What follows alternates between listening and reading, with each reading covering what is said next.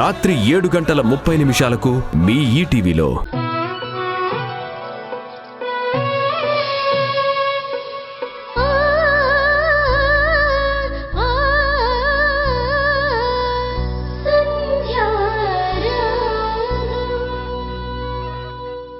ఏమని చూపించను? నేను మాట్లాడడానికి వెళ్తే అత్తయ్యేమో నాకు ఇంటి వారసునివ్వగలుగుతావా అని నన్ను అడుగుతుంది. నేనేం సమాధానం చెప్పగలను? నీకు కవల పిల్లలు పుట్టారు, ఒక బిడ్డ చనిపోయింది, ఇంకో బిడ్డ ఎక్కడుంది అని అడుగుతారు. ఆ అత్తయ్య అడిగే ప్రశ్నలకు సమాధానం చెప్పలేక ఎన్ని సంవత్సరాలుగా దాటేస్తూ వచ్చాను. అత్తయ్య కళ్ళల్లోకి చూడాలంటేనే నాకు చాలా భయం వేస్తుంది. ఆవిడికి ఎదురు పడాలంటే అదోలా ఉంది. శ్రీజ చెప్పినట్టు అత్తయ్య ఈ విషయంలో ముందడుగు తప్ప వెనకడుగు వెయ్యరు. ఆయనకి మరో పెళ్లి చేసేస్తారు. ఆయన లేకపోతే నేను ఎలా బ్రతకగలను?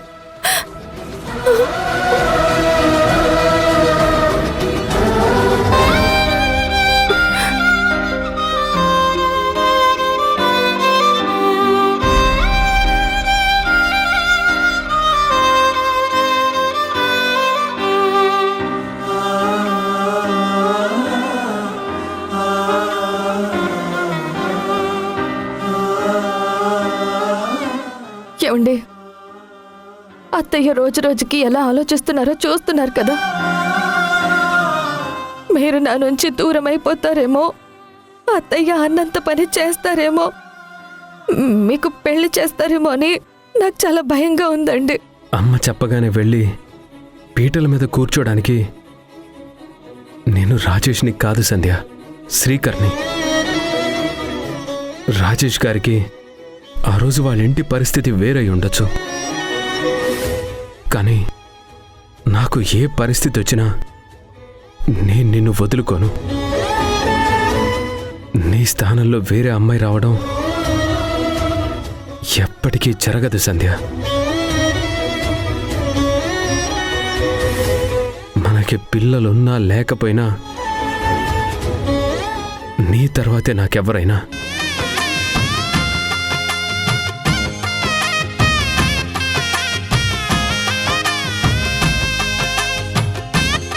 నీ మెడలో 3 ముళ్ళు వేసి ఈ చెయ్యి పట్టుకున్నాను. నా కంఠంలో ప్రాణం ఉండగా ఈ చేతిని వదలను సంధ్య.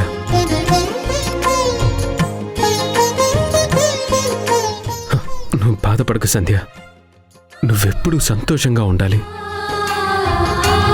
మా అమ్మ అలాగే అంటుంది. తన ఆవేశం తగ్గాక నేనే తనను ఒప్పిస్తాను. నువ్వు బాధపడ్డా, నీ కళ్ళల్లో కన్నీరు కనిపించినా నేను తట్టుకోలేను సంధ్య.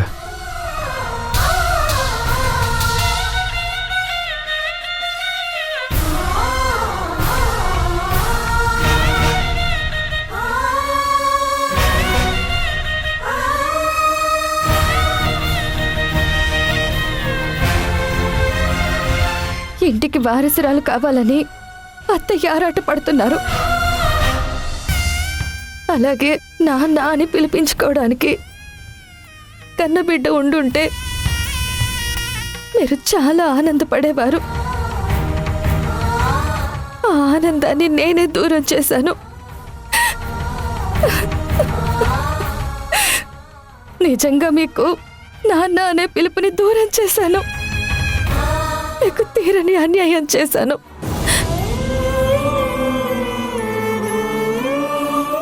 నేను చేసిన తప్పుకి భగవంతుడు ఎప్పటికీ నన్ను క్షమించడు.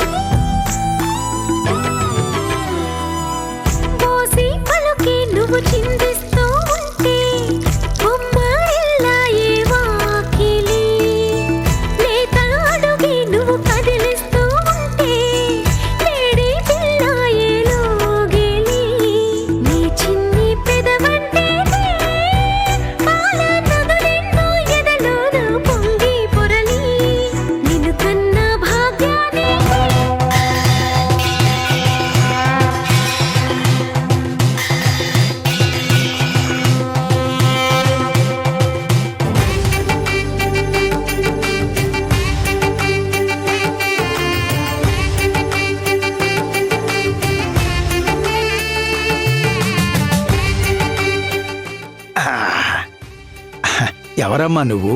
నీ పేరేంటి? భూమి. ఇంత చిన్న వయసులో ఎంత భక్తమ్మా నీకు. నేను ఈ గుళ్ళో చాలాసార్లు చూశాను. నువ్వొక్కదానివే వచ్చి శివుడికి అభిషేకం చేసి వెళ్ళిపోతున్నావు. మీ అమ్మా నాన్న ఎవ్వరూ రాలేదా అమ్మా? మీ వాళ్ళు ఎవరూ లేరా? అసలు నువ్వెక్కడుంటావు? పెద్దయినా నా కోసం ఎవరు రారు. అదేంటమ్మా, ఎవరూ రాకపోవడమేంటి? అయితే నువ్వు మీ అమ్మా నాన్నకి చెప్పకుండా ఇక్కడికొచ్చావా? నువ్వెక్కడుంటావు? వాళ్ళ ఫోన్ నెంబర్ ఇవ్వు, నేను మాట్లాడతాను. నాకు ఎవరు లేరు పెద్దయినా, నేను అనాథని. అయ్యో, నన్ను క్షమించమ్మా.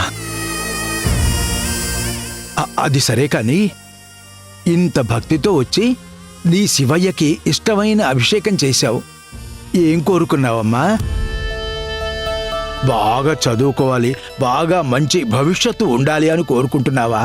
లేదు పెద్దయినా, స్కూల్లో మా ఫ్రెండ్స్ అందరికి అమ్మా నాన్న ఉన్నారు. మా ఫ్రెండ్స్ ని స్కూల్లో దింపడానికి, స్కూల్ నుంచి మళ్ళీ తీసుకెళ్ళడానికి వాళ్ళ తండ్రులు వస్తారు. కానీ నాకు ఎవ్వరు లేరు, నా కోసం ఎవ్వరు రారు. అందుకే మా అమ్మా నాన్నని నా దగ్గరికి పంపించు స్వామి అని శివయ్యని అడుగుతున్నాను. నువ్వు ఎవరూ లేరని ఎప్పుడూ అనుకోవద్దమ్మా. నీ పక్కన ఎవరున్నా లేకపోయినా నీకెప్పుడూ తోడుగా ఆ శివయ్య ఉంటాడు. నువ్వు అడిగినవన్నీ ఇచ్చేస్తాడమ్మా. నిజంగానే ఇస్తాడా పెద్దయినా? ఆ అయితే మా అమ్మ నాన్న దగ్గరికి చేడుస్తాడా? నాకు అమ్మలేని లోటు తీరుస్తాడా? తీరుస్తాడమ్మా. ఈ సమస్త లోకాలని కంటికి రెప్పలా కాపాడే ఆ పరమేశ్వరుడు ఈ చిట్టి తల్లి కోరికని తప్పకుండా తీరుస్తాడు. ఖచ్చితంగా నీకు ఏదో ఒక మార్గం చూపిస్తాడమ్మా.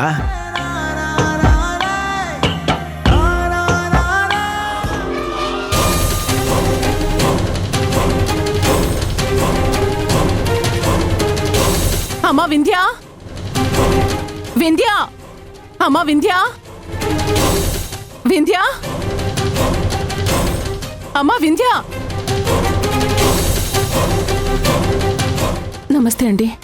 మీరు వింధ్య వాళ్ళ పిన్ని కదూ? అవునండి, వింధ్యతో అర్జెంటుగా మాట్లాడాలి. ఒకసారి వింధ్యని పిలుస్తారా? వింధ్య ఇక్కడ లేదమ్మా.